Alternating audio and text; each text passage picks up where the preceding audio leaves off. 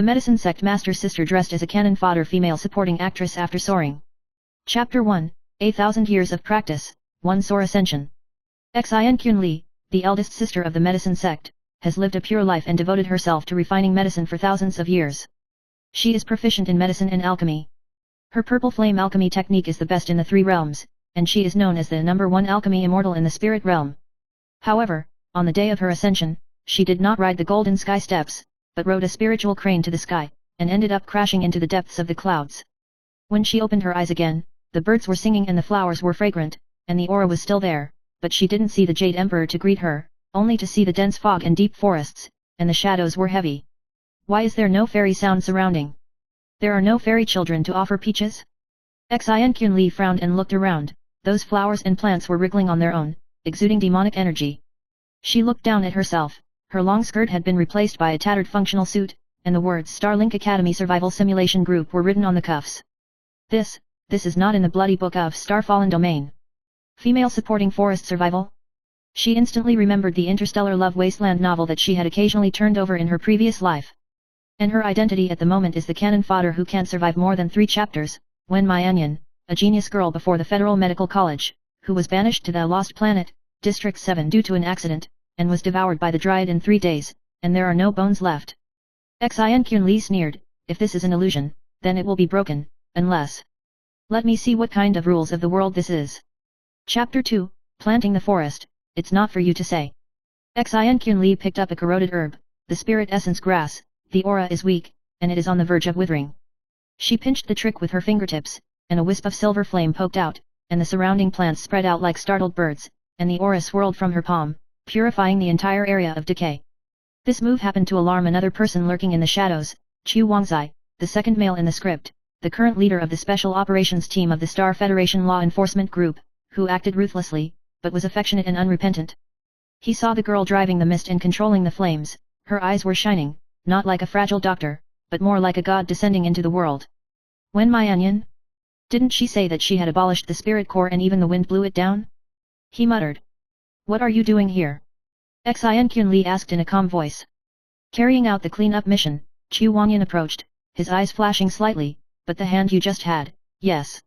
What abilities? The art of alchemy. She turned around and left without further explanation. He took a step forward and whispered, come with me. I can protect you. Xin Li didn't look back, only left a sentence, I don't need protection. This forest hides not only strange beasts and decay, but also her new fate. Chapter 3, The Federation and the Interracial, Love and Betrayal. Within 7 days, Xin Li reshaped the base purification system with spiritual flames, healed wounded soldiers, and even refined a void-returning Yuan pill, which detonated the shock of the whole star network. Everyone called her from Vault Dweller to Astral Wizard. And she's also coming into contact with the World Star Unions, alien races, tainted dimensional rifts, and so-called God Remains technology. And what makes her feel the most amused is the existence called heroine. Ye Qingxiu should have been the heartthrob heroine in the script. According to the plot, she should be rescued by Chu Wangxuan in the forest, and start an affectionate sadomasochistic relationship.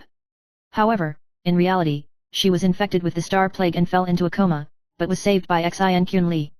When Ye Qingxiu woke up, the first thing he said was, you are Wen Maianyan? No way. How are you still alive?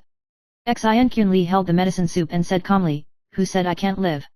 Ye Qingxiu's eyes are complicated, as if she has lost the most important protagonist aura. Chapter 4, the protagonist is misplaced, and his fate is reversed. The fate line between the protagonist and the supporting characters is gradually confused. Ye Qingxiu's skills no longer crit, her teammates gradually turned to Xin Li, and even the alien prince, Stygian Knight, who was originally destined to communicate with Ye Qingxiu's heart, actually showed unusual attention to Xin Li. What galaxy are you from? I've never seen a mental power fluctuation like yours in Starlink. There was a hint of temptation in the voice of the knight. I'm from a place you can't understand. Xin Li replied. Do you believe in the gods? I am the god. Ming She was stunned for a moment, then chuckled, interesting. And at this time, the real crisis is also quietly coming. The disaster of the black fog that has not been mentioned in the book has come in advance. Chapter 5, Fate is restructured, and the flame of God is rekindled. The black fog swallowed everything, regardless of race, and even distorted space. The high-level leaders of the Starlink were at a loss, and everyone proposed to activate the Star Soul blockade plan to seal the entire forest along with the changes in it, including Xin Kunli and hundreds of thousands of residents. Chu Wanyan was the first to object. She saved us, can't be like this. Are you for her, or for the Federation? The head of the military department said coldly. Just as the dispute was in place, Xin Kunli walked out of the depths of the forest, dressed in white and snowy, and a 7-petal silver lotus appeared in his palm. I can break through the black fog, but I need to use my primordial spirit to move the heavens and the earth. Chu Wan rushed over. You're crazy. You've just come into this world. I'm not for you, she said, looking at the rift in the sky. I'm for myself. When the 7-petaled silver lotus opened to the extreme, a divine flame rose from her body, the black mist suddenly retreated, and the gate of the other world slowly closed. Xin Kunli stood in the thousands of lights and shadows, and closed her eyes. This time I soared. The posture is right. Chapter 6, New World, New Gods. After the disaster, Xin Kunli did not die, but disappeared from then on. It is rumored that she became an astral patrol, guarding dimensional rifts. Some people also say that she returned to her own time and space and continued to seek alchemy. And Ye Qingxiu was judged to have abnormal mental power and was sent to the recuperation planet. Chu Wan resigned from the military and traveled the star field for the rest of his life, tracing the trajectory of the silver flame. In the medicine field of a small desolate star, a woman in a plain white robe sat on a lotus platform and said to the void, "This life is not for ascension, just for free." Chapter 7, Deep Sky Echoes, Stars Reappear.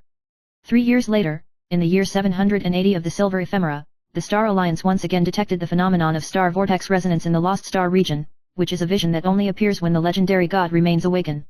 And this time, the coordinates are the wreckage of the Black Fog Forest. The Star League urgently convened a high-level interference council, and the Dark Knight reappeared, declaring, "That's not a body, that's a trace of her. The silver flame is not extinguished, and the gods are not far away." As soon as this remark came out, it triggered endless debates between religious and scientific schools throughout the galaxy. On the other hand, Chu Wanyan found a mysterious prisoner at the bottom of the 5th star prison, a character who had never appeared in the script, Li Yuyu. He claimed to be the true male protagonist in the original script, and was deleted and rearranged by the Star Spirit Mother Core in order to make way for Ye Qingxiu and Stygian Knight. "The storyline is fake, and even you and I are chosen puppets," he said quietly. Only she, the intruder, Xin Kunli, broke the main line. She let the world begin to write its own destiny. Chu Wan's heart jumped when he heard this, and he looked up at the distant starry sky. The pale silver fireworks seemed to flash again. Chapter 8, The Book of Truth and the Core of Destiny. At this moment, Xin Kunli is in a certain layer of the multiple rift, what she calls the inorganic time domain, where there is no matter, only consciousness and memory flowing. She walks through it and picks up forgotten story fragments, the genetic orchestration of Ye Qingxiu's birth, the memory template implanted by the soul of the Dark Knight, and the tampered role permissions of Li Yuyu. She saw that the entire world of the book was actually an experiment of highly intelligent life forms, called the Book of Truth. It's a self-written, self-correcting world-generating engine, and she, an outsider, is disrupting the book's rhythm. But at this moment, she heard a strange and familiar voice. "You think you're in control of your destiny, but you're a page in a book." It was a woman with an almost identical face to hers, except for scarlet eyes and shattered stars around her. "You. I'm you, the book's version of Xin Kunli. The one who died in the 3rd chapter of the failed alchemy explosion. Now I'm back and asking for everything I've deserved." Chapter 9, Mirror Battle, 2 Xin Kunli. The duel between Zhuangzhen and Kunli is not a struggle of force, but a struggle between will and writing authority. In the book, Kunli has all the power given by the system, including causal rehearsal, memory rewriting, and spatial stability, while the real Kunli only has the power of her divine soul that she has sustained from the 1,000-year cultivation of the medicine sect. She was trapped in a vision, repeatedly seeing herself expelled from the sect, burned by the spiritual roots, misunderstood, framed, and lost everything. She wanted to give up. Until the voice pierced the time domain, faint but firm. "Don't look back, you've gone too far." It's Chu Wanyan. Through the fate core given by Li Yuyu, he projected his consciousness into it and briefly connected with her. He didn't say love, he didn't apologize, just a bland sentence. "We're not in books anymore." "Then don't stop for the rules in the book." She suddenly became clear, and between raising her palms, a natal divine flame that had not been extinguished for thousands of years ignited the entire page, completely burning the Xin Kunli in the book to ashes. "Thank you for reminding me, I'm the senior sister of the medicine sect, and I never let anyone else write it." Chapter 10, Born Against the Book, Rewriting the Universe. Xin Kunli returned from the time domain, holding the Book of Truth that was disintegrating, and came to the center of the council, placing it on the top of the Star Alliance temple.